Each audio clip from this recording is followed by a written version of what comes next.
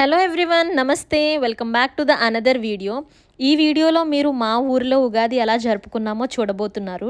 రాజమండ్రిలో 100 సంవత్సరాల చరిత్ర గల శ్రీచక్ర సహిత గోగులమ్మ అమ్మవారి జాతర 3 సంవత్సరాలకి ఒకసారి ఉగాది రోజున చేస్తారు. కరికాల భక్తుల కులదైవం అయిన గోగులమ్మ అమ్మవారి జాతర, ప్రత్యేక పూజలు, అభిషేకాలు, ఊరేగింపు చూసేయండి.